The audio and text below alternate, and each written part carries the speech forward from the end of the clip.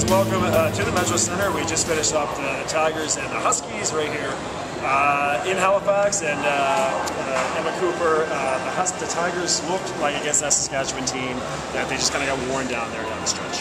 Yeah, they look fatigued, and I mean the Huskies look pretty fatigued too, but they seem to be able to execute more effectively under that sort of fast-paced, high-tempo game, and they just managed to find the basket and connect with it every time. And in the second half, I found the Tigers had a really hard time. Their shots just weren't dropping, so it just seemed to be the difference, making the shots. Armand Aluwalia of the Dalhousie Gazette, and what was the key tonight for the Huskies? Well, the key was the second half. The second half, they definitely pulled away a lot of rebounding.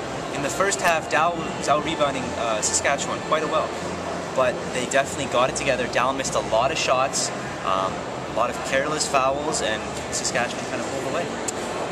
Emma Cooper, we saw some really tough Canada West teams today. Canada West have 3 teams going to the Final Four. We can see why.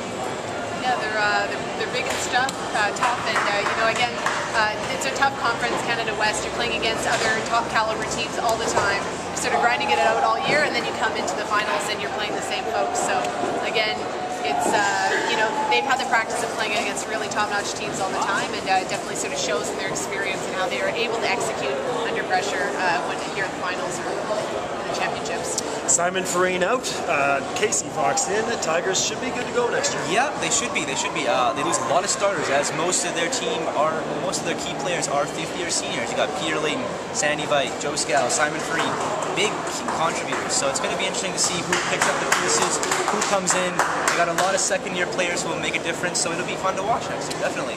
Armand Aluwalia, Emma Cooper, Sports Stream here. Well, it's fun actually. It's great to see. This is a great city for basketball, and it's great to see the people here have such a passion for the game and a knowledge of the game. They're very knowledgeable fans, so it's fun to play in front of the crowd. You're unfamiliar, Jim. Sometimes it's tough to shooting at first. You got 91 points today. It didn't seem to bother you at all.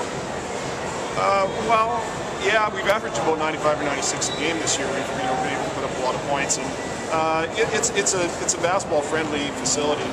The pole's closed in, and it's a good facility for the game. I just watched the Carleton Ravens hold on versus the Concordia Stingers, and a disappointed group of Stingers, Joel McDougall, but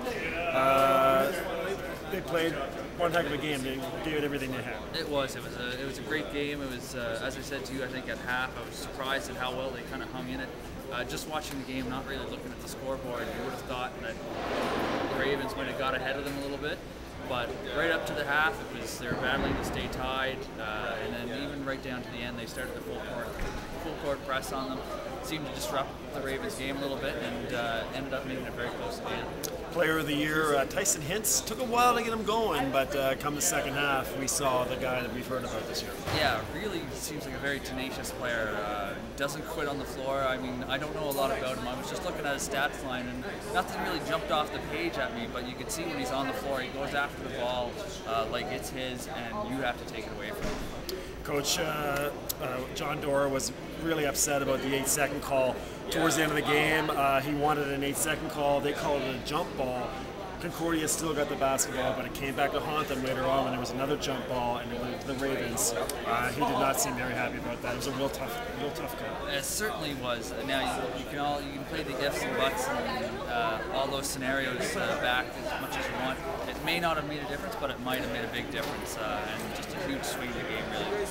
So tomorrow, Carleton playing Saskatchewan. I think that Carleton team is in tough against Saskatchewan. Saskatchewan team has a very solid club. They got 4 guys that are top-notch, and Leifers, Budel, Barrett, and Shabbat. They seem to have a really good chemistry together. They have all aspects of the game that they can play. It will be very tough for Carleton. If they had as much trouble as they did with the Concordia Stingers right there, I think they're going to be in for 10 times as much against the Huskies. Joe McDougall, my name is Bill McLean. Mavs Gillis, Sports Stream at the Nationals. You're just a former AUS basketball legend. You got the scoring record. Tell me what it means to have the tournament back here in Metro Center. Well, I think it's terrific because this is the 25th year of the tournament being here, and it's been just a tremendous event for people in Halifax and throughout Nova Scotia. Basketball's been a benchmark sport really here in the East since the 50s. That's when teams really started to draw some fans in those days. In the 60s, there were national tournament teams coming out of the AUS that went to the national finals in that decade. And then in the 70s, there was an era of dominance by the conference. And that's when it really caught here. In 78, the building opened. They had 11,000 people here for the final. It was a sensational game. Some people say the best game ever, but they're partial because it was here in Halifax. And it's just wonderful to see it back here. Now, you talk about the dominance of the AUS back then. With the 2 AUS teams losing today and the 3 Canada West teams going to the final, what would you say to basketball here?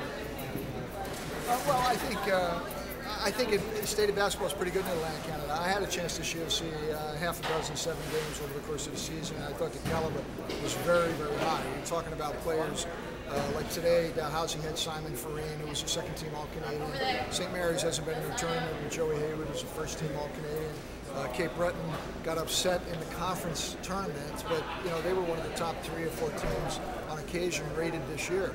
So it's very, very strong. But I think what it does say is that the other conferences have some terrific teams. The caliber of basketball is very high. Canada West is flying high right now. And I think that's a real statement of the development of the game across the country. And what about Acadia coming in and getting the Nationals? How does that feel for yourself? Well, obviously, the connections I had by school was the years that I coached at St. Mary's all those years, and we had a lot of success in this tournament. Of course, I played at Acadia and just finished a tournament there as AD, so I was cheering like crazy, I can tell you that. And it's just great because I know the kids. Coach Bauer's done a great job, Steve Bauer at Acadia, and they're a very young team. I mean, he's sophomore and freshman laden. And I think the experience that those guys will get or take away from this tournament will be terrific for their program, and it just means that it's going to grow into the caliber and stature of some of the other programs in the East, so it's good for basketball. Owen Clausen, can he be a first-team All-Canadian? I think he can. He's a very young player. He's 6'10". He's been a great high school player. He came to Acadia when he was only 17 years old, and he's only 19 years old in this tournament. He's not even a 20-year-old. He really has developed this year. He had a lot of really great games. First-team All-Star as a sophomore in the AUS, and that's a tough league.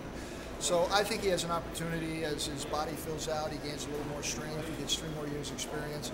And if he has the heart and desire to go further and be on the national team or even have a chance to play somewhere at the professional level, overseas or wherever, I think he'll be able to reach all of his basketball goals so long as he dedicates himself to the game.